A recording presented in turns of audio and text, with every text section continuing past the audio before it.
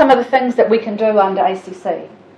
So we can move them to Cover Plus Extra, and one of the first things that allows us to do, if we're going to keep Mary in the program, is move her classification code to her duties, not to the business classification. There always has to be one person in the business under that code, but we can move her. So if we came to the conclusion it was appropriate to keep her in there, then that in itself creates a saving for her.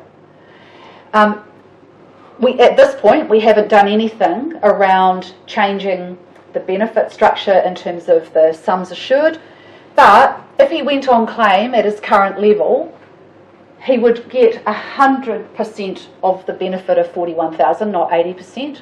So his income would now be $34,805. Still a big drop, still not where we want him to be, but it's better than where he would have been. So those are some small changes. But if we really want to get holistic now, and this is now we're really thinking about this big umbrella, then we want to maximise the financial protection. This is where we want to blend these products together, because remember, we've got to pay some ACC, it's statutory, it's mandatory, we can't escape that if we're a taxpayer.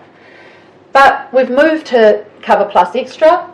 We have changed those classification units. We've dialed them down, but again, we could take Mary out of this picture altogether.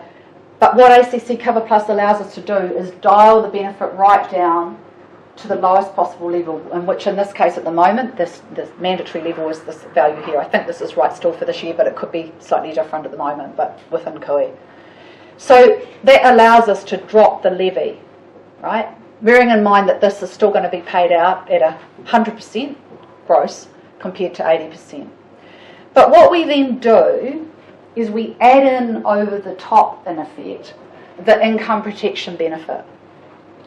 And instead of basing it on the 82, we negotiate it being based on 100% of the surplus, the 82,000, plus the allowable expenses, in this case home office and vehicle, and I think we added back in depreciation as well.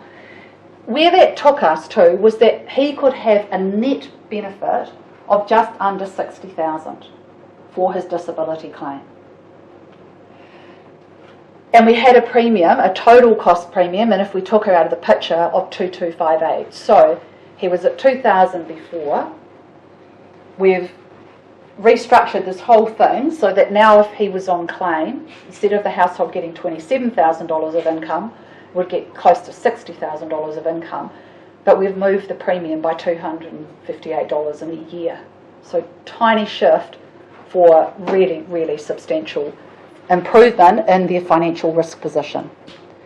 So if Gary becomes disabled, then our structure now, if it was by accident, because he still can get the income protection, there is an offset, but his position is still going to be a net income of $63,000. If he was if his disability was caused by illness, he would get no ACC benefit, but he would get the full benefit of his income protection.